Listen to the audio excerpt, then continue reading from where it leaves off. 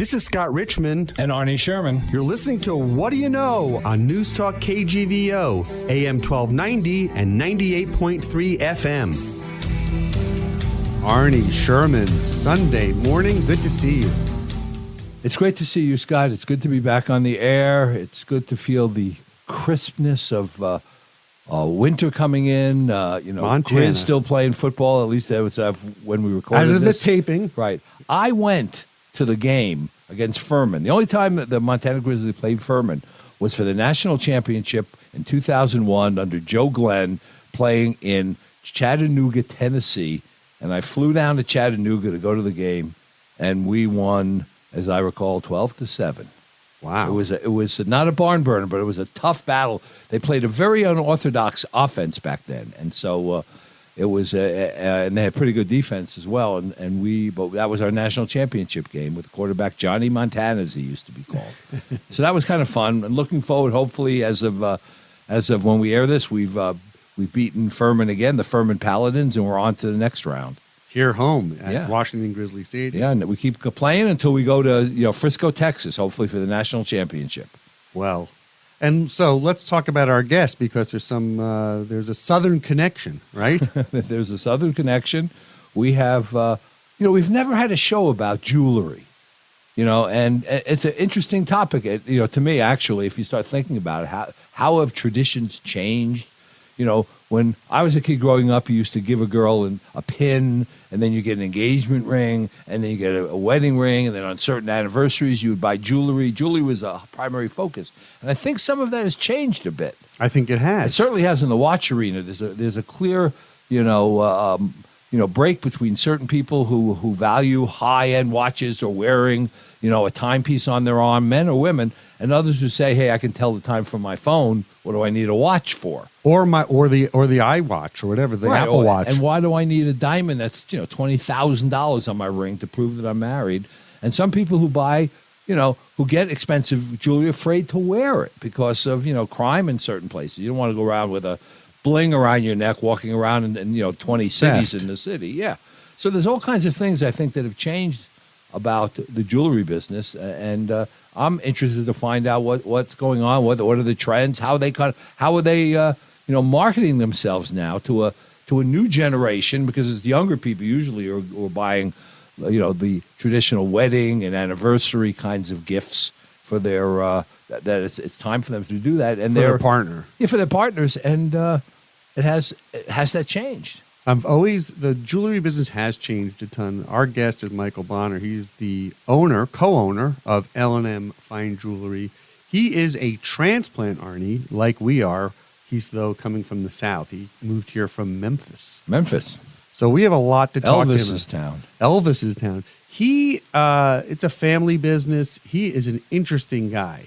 I've spent a fair amount of time with him over the last couple of months, and I really want to know what makes someone move from a place like Memphis, Tennessee to Missoula, Montana, because this is not a place you just randomly pick. No, and get into that business, which is a changing business. A changing business. Anyway, after we get back, our guest will be Michael Bohner from L&M Fine Jewelry. Back after these words. All right, Arnie, we are back with Michael Bohner from L&M Fine Jewelry. Michael, it's great to have you on the show. Thank you. Thanks for having me. I know you're new to Missoula. We've been here about 2 years, or we're just finishing up year number 2 right now. And you came here from Memphis, Tennessee. Memphis, Tennessee. And what did you just close your eyes and point to someplace on the map and end up here? What was the genesis of getting here from Memphis, Tennessee? That's a great question. I've asked myself that a couple of times. Life was great, and we were doing well. And through a mutual acquaintance of mine and my predecessor, I learned about the business. I said, we're not really interested. Life's good for us right now. I'm an old man cruising into retirement. And he said, no, you really need to go look at this. So my wife and I flew out here, and in one day, we decided, yes, we'll buy the store and we'll move to Montana. We loved it that much. That's not an atypical story. I bought a house in Montana basically the day after I came to Montana. Well, I understand that now. I would have never thought. It's one of the few states in the union that I have never been to, But we flew out here. We just loved it, and here we are. The psychology of literally, because the same thing happened to me. I came here one time. I'm like, I can do this. Yeah. So what do we think we all have in common, right? Besides being crazy. Well, he doesn't know you, so I can tell him what you have. But in no, common. but what? Let's identify what. I mean, are all around the same age too. Because Arnie, correct me if I'm older. wrong. You're old, but you moved here when you were how old? 49. I was 45. Right. Okay. Maybe a little older, but not much. I will be 60 next week. 60. You are. Then you've got cojones because you came. Right? That's Italian for Yes. Crazy. Yes, crazy. I bailed you out there. That's right. But you know, at a time in life when it is easier just to kind of go into cruise mode, what was the challenge? What was the allure? You and your wife, Landi. What was the L and L&M? What was the allure? Well, she's the boss, first of all. That's why she gets the first billing. But she had been telling me for years, I was vice president of the largest independent retailer in the Mid-South. And she'd been telling me for years, we should really do this for ourselves instead of for someone else. And it just never happened. It never felt right. And Did you work with her at your other job? No, she worked in eyewear in Memphis. Really? So she'd never really been in the jewelry business, say a few months that she worked with me several years ago. I've done it for nearly 30 years. And so when we came, this opportunity just happened, and it was kind of her push to say, this is what we've been talking about. This is what we've wanted. We're not getting any younger, and boy, do I know that. So here we are. She's the boss for sure. Well, here's what I think. Yeah, what? Knowing you and hearing this story and knowing my story, is it's a timing issue in life. You get a choice point. You're at a point where you've been doing something, and it's good, right. but it's not giving you the juice that you always had before, and it's and you get to the point that you're afraid if you don't do something, you may not be able to do something at some point, and Maybe too late. so an opportunity comes up, and you say, what for me, what happened was there was this opportunity. I got approached by this opportunity, and I said to myself, if I don't do this, if I don't come here to run the World Trade Center at the university and teach at the business school in this package offer, somebody else is going to take this, and it won't be available for 20 years. And I wasn't completely ready, but I made the decision, and I did it for 17 years. I heard someone say a few months ago, one of the worst things in life to have is regret. Yeah, Right. And so no regrets. no right? regrets. Here we are. We love it. We'll be here. They'll plant us in the ground here when it thaws. But Were you an outdoorsman? Did you like the hunting, fishing? Is any of that of interest to you? Neither. Me neither. Neither us. It's very similar. if it causes me to get my hands dirty, I get laughed at if I try to do that. But we now have gotten out and getting into all of those things. I had elk. How great is it? It's I had elk amazing. for the first time a few months ago. Someone brought some of that. Pretty We've had, good. all that we're experiencing and taking in all that is here because it's just so great. Yeah, it's better than going to Gatlinburg, right? Absolutely. So let me ask you this.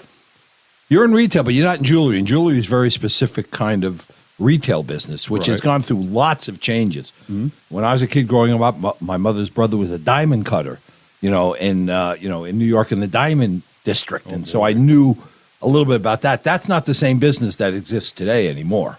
No, it's not. It's a big difference. And one of the things that I love about the jewelry business is it is still one of those businesses where millions of dollars a day are transacted on a handshake or a verbal handshake. Mm-hmm. And, honor and integrity for us is very important because, those diamond cutters in New York, if you do your business with honor and integrity, they will continue to do business with you. If you don't, it becomes a very small world, and that word travels very quickly. So we've been very blessed over the years to have some great relationships, and in having great relationships, we're able to buy things perhaps better than someone else who doesn't have that relationship. And I'm always a firm believer 3 nickels is better than 1 dime. So if I can get it and sell it at a lesser price, Right. a better value, then I'm happy to do that. So that piece of the business is flowing like that, but consumer choice has changed a lot. Yes. There are. I have nieces and nephews who don't wear wristwatches, for example, because they say I have a phone that I can tell the time with. During COVID, I know people who got married and they didn't have big ceremonies, and they said, "Well, if we're not going to have a big ceremony, why spend money on a diamond ring and all of the paraphernalia that's associated with that? We'll just we'll do that at some later point." So how has this unfolded over the last few years for the industry? Sure, there's been a number of changes. One of the things that we've seen in the last few years coming in are lab mined or lab created diamonds. Right. Those are a wonderful alternative to someone who doesn't want to spend or doesn't have the money or the means that it's and I always kind of encourage younger kids coming through.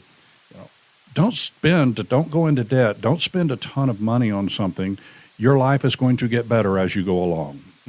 Old man wisdom, but with our situation is going to get better. So why not wait until I can better myself in life for me and my partner or me and my spouse to get to that point in life? A lot of the higher end goods, for instance, we talk about jewelry and watches. A lot of the higher end goods, watches especially, are becoming more and more unattainable. The way they do business is different. So sure, the supply is no longer there. Mm-hmm. Demand is very high. There's all these social media points where you see people trying to wheel and deal, Rolexes, all the expensive high-end watches as a side hustle, so to speak. And that, and you see some of the outcomes stuff. How do you tell if it's a fake? Because a Rolex these days is it's almost like a commodity. They're priced from anywhere from what $6,000 to $250 million. I mean, you can have $1 million or an Audemars Piguet or one of the other expensive brands.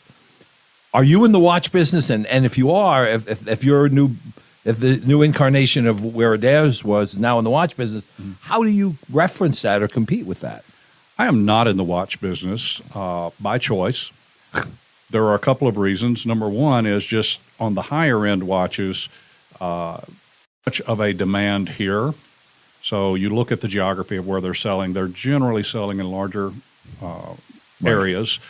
And because of the secondary market has driven price up, there's just so many things going on there that you become, I think the word you used was a hustler, and I just don't want to be that guy. Right. We have access to everyday affordable watches. So if there is a watch that you want, I can have it in a couple of days, as long as you don't care that it has that special name brand on it. I have, from my relationship and years in the business, I have friends who sell all of those watches. So I can refer you to, if you must have a Rolex or you must have a Richard Mille or whatever, I have friends in the industry that I can refer you to and let you deal directly with them. But yeah, the world in buying has changed so much. And I think Rolex had a lot to do with that because they pulled back on the supply. Yes. And because the supply went out, the secondary market went nuts. So you can buy a new watch for $12,000, or you can get that same watch 5 years old for $20,000. Right, because you can't buy the new one because they pulled the inventory back. Right. So what are you specializing in? We're doing a lot of engagement. Engagement rings we love to do. I love to celebrate. My philosophy is we have a store full of things that no one really needs. So we're celebrating special occasions in life. So when you come in, we want to celebrate with you from the start in that engagement, right on up through birthday gifts, anniversary gifts, all of the other gifts and special occasions in life. And if we get it right the first time, you'll come back the next time. So, I love to sit down. We're very, very used to doing custom work. So a lot of stores you go in, you see what they have in the showcase, and you pick out from what they have in the showcase. Well, you may be able to come into our store and you find 4 different things you like. We can take bits and pieces from each of them, modify all of that together, and within a day or two, I can have you a computer drawing of what your new ring's going to look like. Are there still craftsmen around? I know it's hard to find somebody even to repair a watch. If you have a good watch, an Omega or something of that caliber, it's hard to even find a watchmaker who will work on it. Can you find craftspeople that can do that? Yes, all of our jewelry repairs are done in-house. We have a goldsmith in the store, so she does, and she is a fantastic craftswoman. She's just really good. I'm so proud of her. And so when you come in, a lot of places around don't have that. Well, what they're doing is then they have to send it out to someone else, so your property leaves. Well, we know what happens when you ship things around, and God forbid you send something out that's an heirloom or something and it gets lost or whatever. We don't have to worry about that because we do it in-house. Watch repairs. I have one of my very, very good friends. My son calls him Uncle Roger, who is a trained, certified Rolex technician and does watch repairs and whatever. So we do send them to him, but there is no one here who can do that. Right. So we send it insured and hope for the best. I was going to say, one of the greatest things about the jewelry business is it's a relationship business. To your point, if you get it right the first time, you've got a relationship potentially for life. What, two-part question. Part one, when you left Memphis, those relationships, what did people say when you said, I'm moving to Missoula, Montana? And the second question is, being here now 2 years, have you been able to establish some of these new relationships with people from Montana? Sure. So for my Memphis customers, I have the world is very small because of technology. Right. So I have a lot of them on my cell phone, and in fact, earlier today, I just wrapped up a couple of gifts to send out. So I get phone calls and online things, and we stay in touch with friends and good customers who, frankly, did become friends. Some of my best friends started out as customers. So we still do some of that back and forth between Memphis and Florida and all other places where we've been. And then the second part of your question, the people of Missoula have been so incredibly welcoming to us all around when we came in. And we've been able to establish some really great relationships. We've been out, we go out to dinner, we've been to the football games, we go to the basketball games, and we've made some really good friends here. And if you gauge by what kind of job we're doing, look at our Google reviews. We're getting some wonderful Google reviews, and I'm so proud of that. Our team is doing a great job. And I was going to say that's a complete change. Having Google reviews, nobody, the store wouldn't talk about that. 20 years ago or 25 years ago, it would be a totally different thing. You would just have to promote it on the radio or TV, pretty much. Well, my son is in the business with us. We say, Carson, Landi's the L, Michael, I'm the M, and we call Carson the and. And the ampersand. Yeah, the ampersand. And anytime I bring up anything to do with technology, I'm going to do this or that. No, Dad, let me do it. Let me do it. So I'm the old guy, but yeah, technology's been a wonderful thing. So you moved back a couple of generations ago, just following the migration of the jewelry industry, and I can base it on personal experience and friends. There, you would go to a store you knew, a jewelry store you knew. If it might have been in a mall, or it might have been, a branded product like Tiffany's or Cartier, or if you were at that level. If not, Macy's. I mean, they all carry jewelry. All the big box stores. Even Costco, you could buy $20,000 diamond ring at Costco. So nowadays, it seems to me that the market is mixed between the branded things like Cartier and Tiffany, where you're drawn to the store. You're not drawn to a particular product. You're drawn to the store. And then some other people who do heavy advertising, like Daniel Yerman, or which you can buy in many different stores, or John Hardy, that does jewelry, or Costco, or even online sites where you never even have been. There are a number of those. How do you find your way, to the customer, the right customer in that kind of milieu, in that kind of environment, where there's so many different options than just going to the downtown jewelry store? Well, it goes back to that thing we were talking about earlier about relationships and getting out and meeting people. If we stay inside our store and wait for people to come, that's they're going to shop online. It's much more convenient. But if we get out and we create relationships, do you want to spend that much money on a computer? That where you have no personal connection, you have no real relationship, you have no warranty, you have no guarantee, you don't know who's on the other end of that. So we want to create the relationships to where you want to come in. And those are the people that I want to do business with. We choose to be a hometown jeweler, not a national brand. If you come in our store, you'll find very few brand names. The reason is most of those brands don't create their own goods. Someone else creates it for them, and then we slap a name on it, and the price goes up. Mm-hmm. I can have access to most anything of whatever quality that you want, and we don't infringe on copyright. Some people have things patented or copyrighted. We don't Right. infringe on that. But if you want to spend $20,000, I can get you a $50,000 piece of jewelry for $20,000 because I'm not going to put somebody's brand name on it. I'm not buying it from the brand. And, brand names have national advertising and national marketing programs. Well, guess what? That costs a lot of money. Yeah, it does. Who pays for that? The Yes. consumer does. So that's why we like to stay local. We like to stay here. We like to be a hometown jeweler and take care of the people in our backyard. You mentioned you specialize in engagement rings, and of course that usually leads, hopefully, to wedding rings and other things.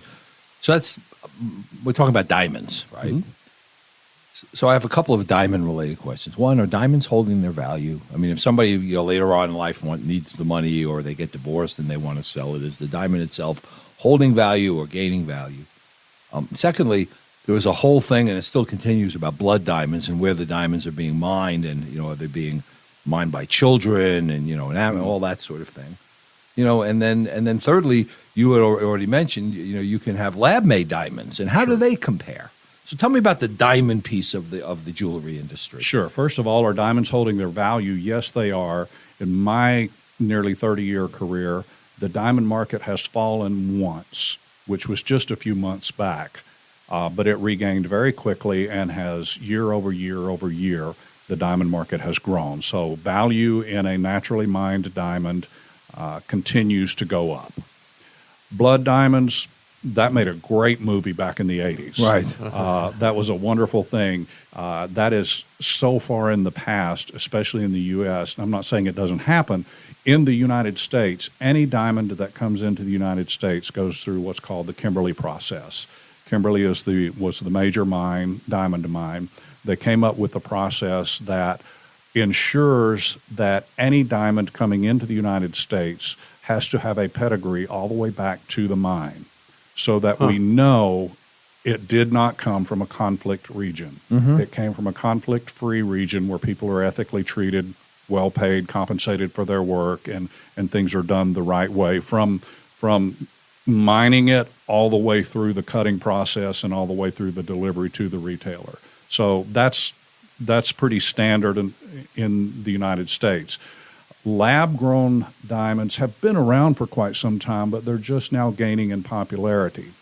From the structure, if you get into the chemistry, all of that structure, we have diamond testers. If I test a lab-grown diamond, it will test as a diamond. It's the same properties. Mm-hmm. They're just over thousands and millions of years what's happened.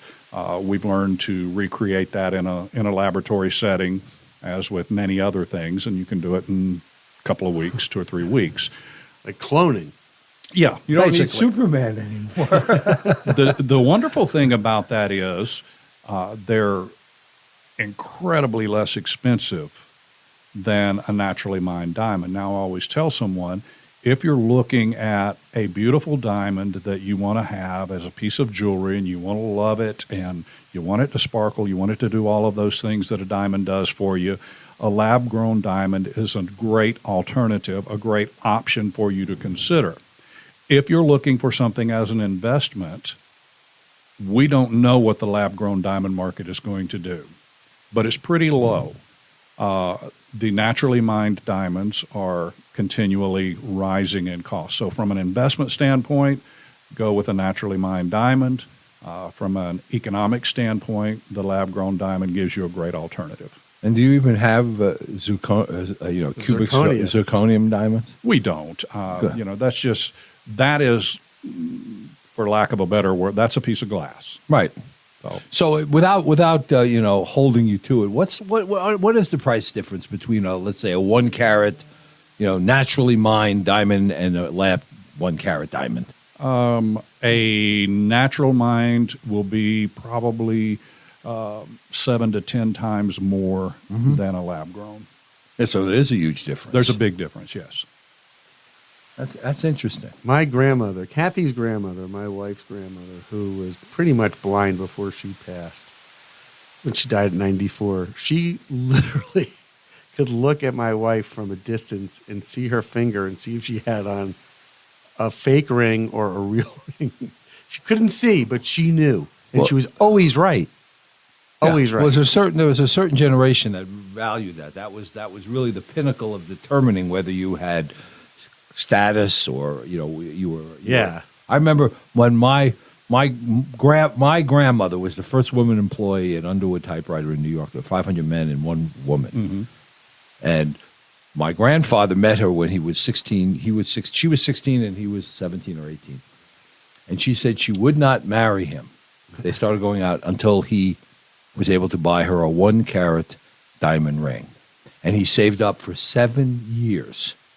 7 years. 7 years before he was able to. And she waited 7 years to get, because that to her was a sort of a gate to her future. If you could get me a 1-carat, if you love me enough to give me a 1-carat ring and save up for it and do that, then you're the right man for me. Well, that's a big deal because, in our grandparents' time, a 1/4 carat was the average engagement ring size. Yeah. And then it moved up to 1/2 carat. Then the marketing geniuses came up with, it was 2.5, 3.5, sometimes your annual salary. Right. And then the Kardashians came along in 10, and 20, it's just, 25 carats. I want one bigger than my finger. Yeah. So I think that marketing campaign makes no sense anymore because it's almost how do you deal with that? People can't even buy a house. So now Right. So how do you educate some younger people about, where they're in less traditional marriages, and you also have, gay marriage. You have all sorts of permutations of what was the traditional pathway to life partnership. How do you educate them about, the value of diamonds and engagement rings and wedding bands and then anniversary gifts that before he answers, let's do a quick ID because he's the authority. Yeah. It's Michael Bohner. He's the co-owner with his wife Landi of L&M Fine Jewelry. Michael, Arnie's question: how do you educate a young whippersnapper? Well, that's a good question. What we find that works better than anything is don't try to tell any elaborate stories. Don't try to get uber creative. Tell the truth, okay? If you want to spend thousands and thousands and thousands of dollars, I am happy to take your money. We're going to get you something beautiful that fits in the budget that you want. But if you're trying to do it just for vanity purposes, let me show you some alternatives. Let me show you some options, because what is most important for us is that you're happy, that you're pleased. Because if you go out and you feel like we didn't treat you well, or we pushed something on you that you didn't want, or we overcharged you, you're going to tell a bunch of people that if you have a bad experience. If you have a good experience, you're also going to tell people. And I would much rather have a store full of people who've had a good experience.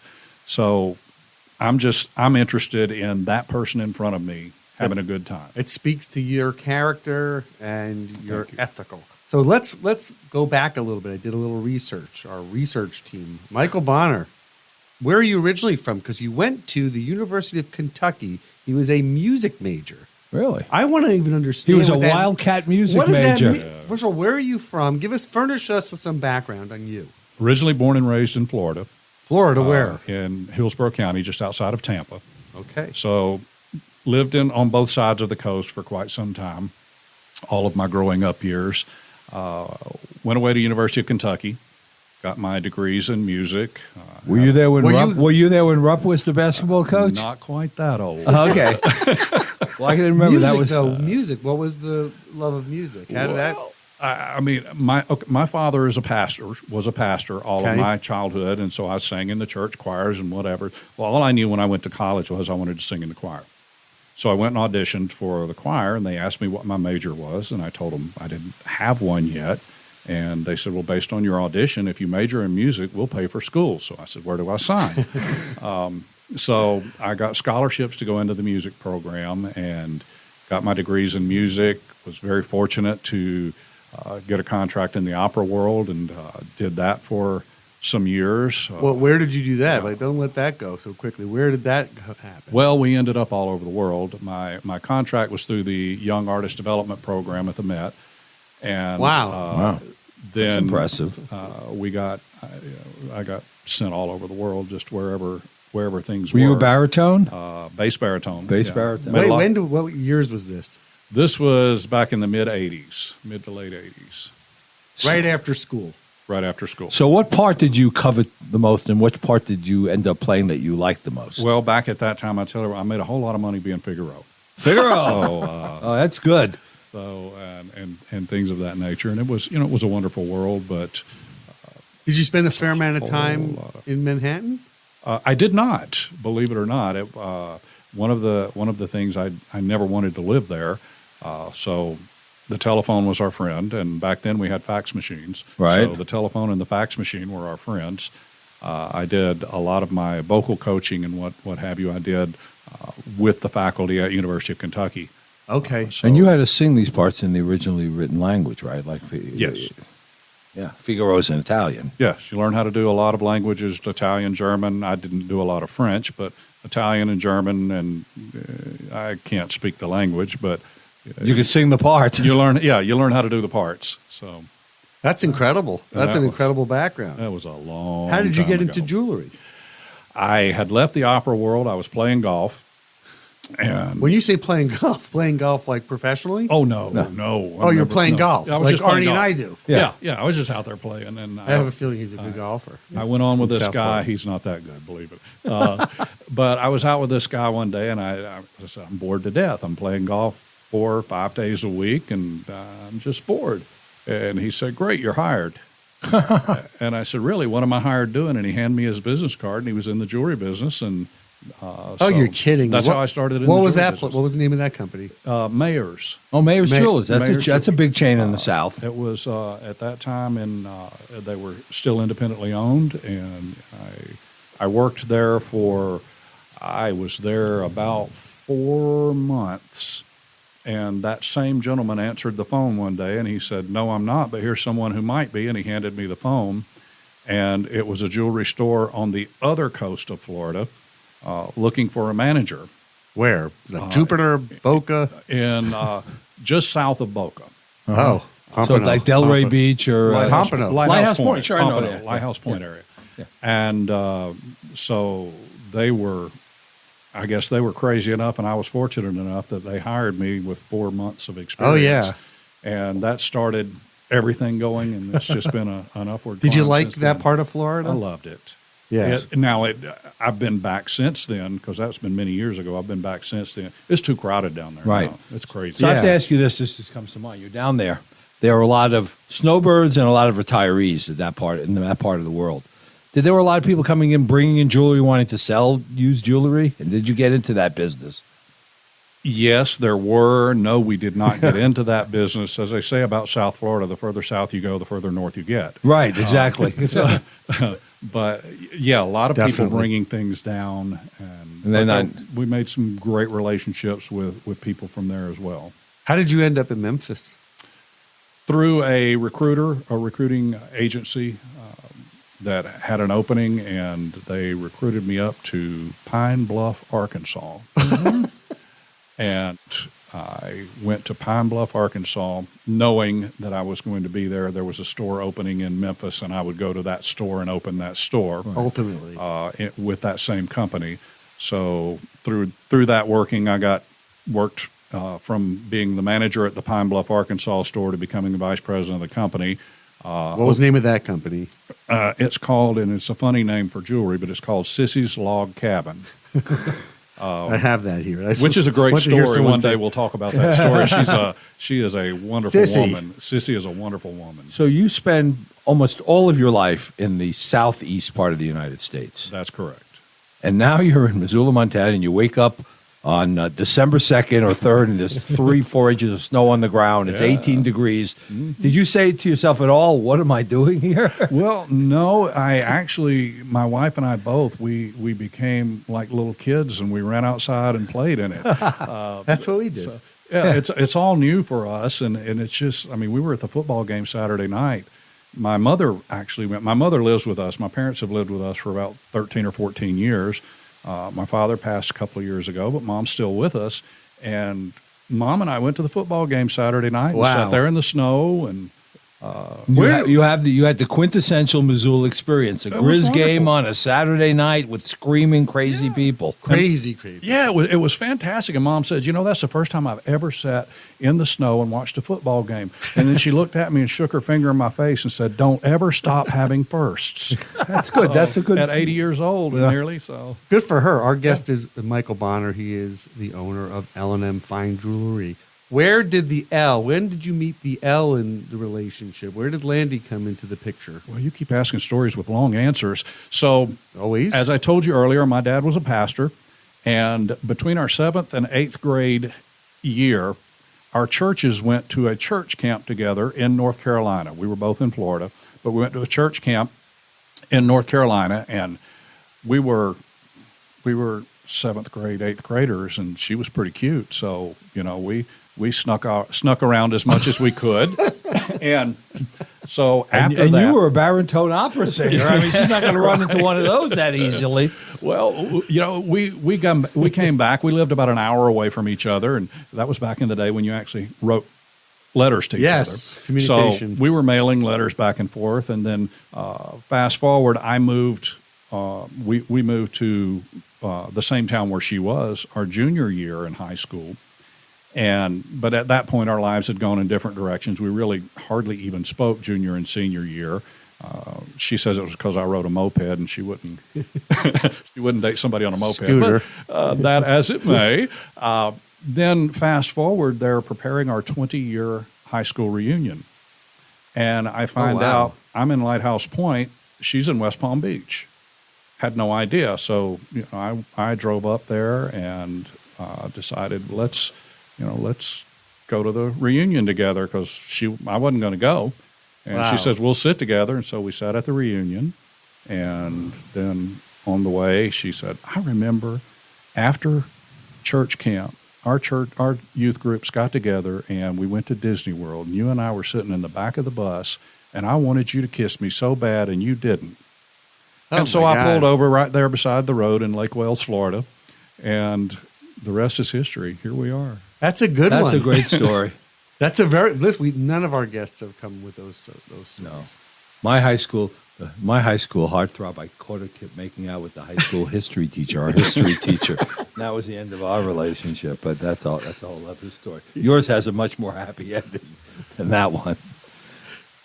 Well, look, the interesting thing is that we all three of us have something in common. We all came here when there was something that pushed us here. Yeah, and we all came on short notice with a short fuse. So what does Carson think of Montana? That's your son. One of the joys when we first started, Carson said, I'm not going to Montana. He was at University of Tennessee. He'd graduated from there. Life was great. They were in Knoxville. And then all of a sudden he said, Dad, I've thought about it, and if it's going to be a family business, I need to get in on that. So he decided to come. He and his wife, Monse, came, and they're here with us. And how cool is this? And he's doing such a great job. Well, that sounds good because often families working together doesn't turn out all that well. And in your case, it sounds like this is a good fit for everyone. It is great. I would really love to start backing into retirement. Yeah. And Carson is learning and growing in the business. Our daughter Julia is still in Memphis, which is another one of those stories. I tried everything I could. She wanted nothing would do her but to go away for college. Right. And so I begged and begged and begged because she's my princess. Please stay close to home for college. Right. So she finally decided to commit to University of Memphis. Mm-hmm. And then about 2 or 3 weeks after that's when I got the call to move to Montana. I was like, oh, baby, by the way. So she's still in Memphis. Well, you have family there, I would imagine. You have people. No, we left her. Yeah. So there's no one else in Memphis other than your daughter. Yeah. Correct. Just lured her there and left her. Your princess. But we've got some good friends there who watch over friends. her. Back to jewelry for a second here. Yes, sir. What are the trends? If you're speaking to the consumer public out there over the radio, what are the trends people ought to pay attention to in the jewelry business these days? Trending right now is everyday jewelry. Ladies want to be able to put it on wear it all day to work, and then if they've got a function to go to after work, it's the same jewelry they go in. No more of this, my dress jewelry and my daytime jewelry. Right. It's the trends are things that are wearable every day, and you just put it on and enjoy it. The other thing I've noticed, because it's happened to me in the last couple of years, that there's a trend in men's jewelry. There are more and more men, and I picked this up from my nieces and nephews. Right. I never wore a bracelet on my hand before. or a necklace. Or that kind of stuff. But I've noticed that. And is that happening also in your world? It is not happening as much here. Chains, yes. The problem with chains is if I have 50 chains in the store, the man that comes in will want chain 51. Right. So I have access to those things. We can look at them. I'm not going to try to sell you something that I have. I'm going to show you what I can have for you, and it can be here tomorrow. Right. So, men are wearing chains, not so much bracelets. You'll get one here and there. We do have a few in the store, but That's more of an urban thing, I think, really. exactly. How much has technology, how much has the Apple Watch or things like technology kind of eaten into the traditional jewelry business? Because that is the most popular watch now. I think there's a statistic that it is the most, Right. sold watch. Yeah, it's the most sold. Bar none. I'm wearing a watch from You're the wearing oldest an analog watch. I'm wearing a watch from the oldest watch company still in existence, Blancpain. That's been around since 1700, and the most popular watch is something that didn't exist 10 years ago. 5 years ago. Yeah, you're The right. answer to your question is I think it has affected the watch world significantly, especially with the younger generation. The older guys, us guys, we like a brand watch. We like a fine watch. And there are still some younger people who do, but a lot of the younger people are going to have Fitbit was a big thing for a while. Right. Then the Apple Watch came in, so the Apple Watch is the number one seller, and everybody has one of those. Some of the manufacturers became very creative and started making knockoff bands for the Apple Watch, so you could accessorize your Apple Watch. Still, it's not the same thing. But Well, No. you know what is interesting? I am now I'm trying to find my old watch. I think of a Patek Philippe. Is that it? Oh, yeah, Philippe? that's a very I had expensive that watch. back, way before I had this watch, and I want to find it again because I do miss the idea of just some type of piece of jewelry that's. You mean you've for a lost? You special- lost it? I can't find it. I don't know You where I better go put it. find it. They're worth a lot of money. they're worth a lot of money. money. It's one of the one or two most expensive watches in the world. Wait a minute, then it can't be that. It has to be a different brand. If it is a Maybe it's Patek Timex. Philippe, You have that confused with Timex? they're all handmade. Pateks are all Okay, handmade. well, No machine make anything. It's one of the finest timepieces in the world. I can't I'm afford afraid one. to find I it. can't afford one. You better go find it. All I know, well, look, I'll look through your garage. it's somewhere. Tell us this. You actually brought this to my attention a number of years ago, talking about family businesses, and that this is an odd situation where their son actually followed them to be part of the business. Right. But the trend has been there is no succession planning. Right. Succession plan. Kids leave. Nobody wants to be in the business. You have the opposite scenario. We do. Carson graduated with a degree in finance from University of Tennessee, and so that has translated very well for us because he can call on his education to help us advise us in some of the financial things, and he's just got a really entrepreneurial mind and mindset.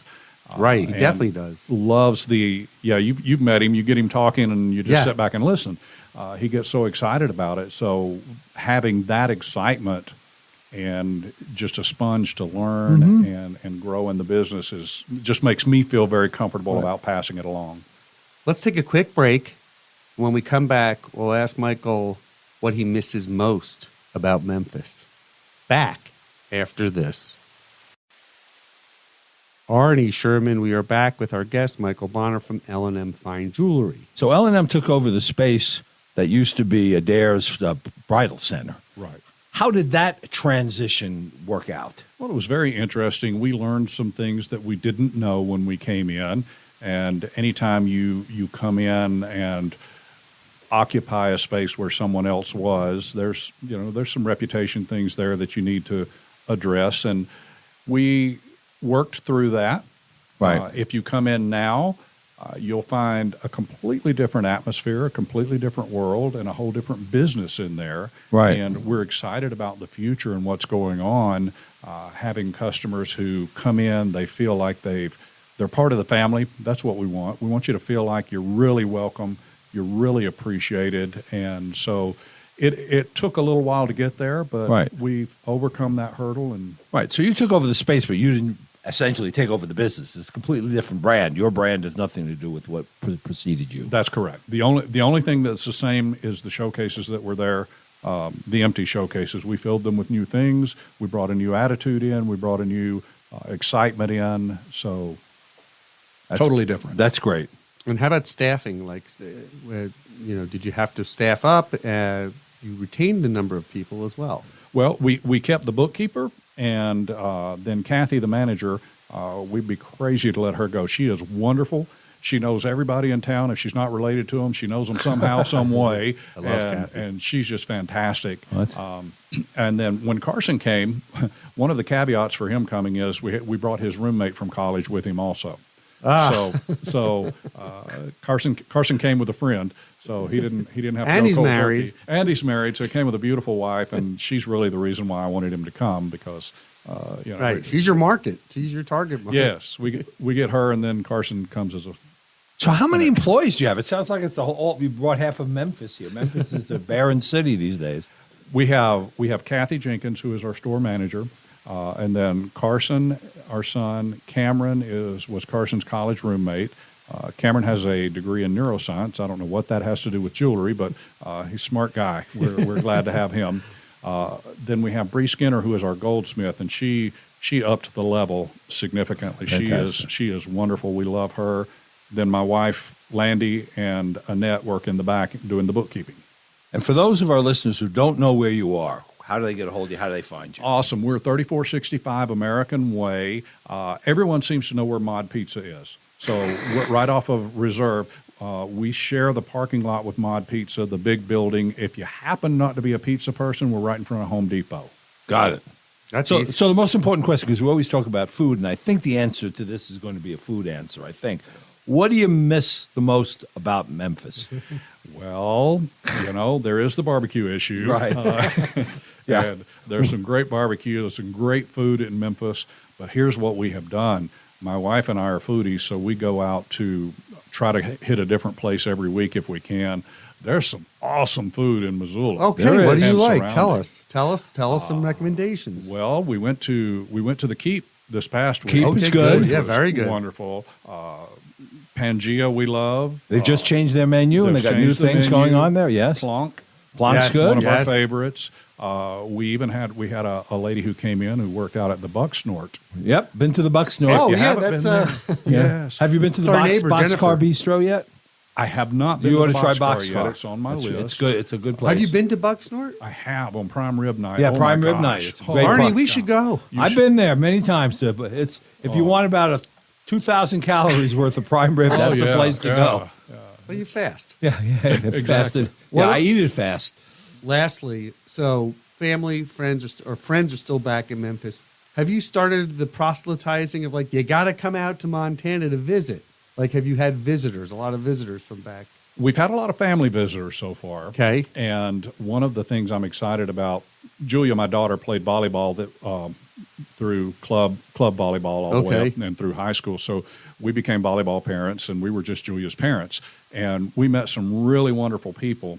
And there was a group of us that formed. We have a text group together now. We call each other the Cool Dads, KUHL, not cool. But we're all planning a reunion sometime this next year, and they all want to come here. So we did have one couple we met, and we did some snowmobiling and snowing last winter. So yeah, everybody wants to come out here. Michael Bohner is a Montanan, as Now is he is. Landi and Carson and the crew. Anyway, Michael, thank you so much. Appreciate your time. Thank you for having me. Pleasure having you on the show. It's been really my great to pleasure. catch up with you and hear about the business All and right. your life. And your life. Arnie, I'll see you next Sunday. See you next Sunday, Scott. Take care.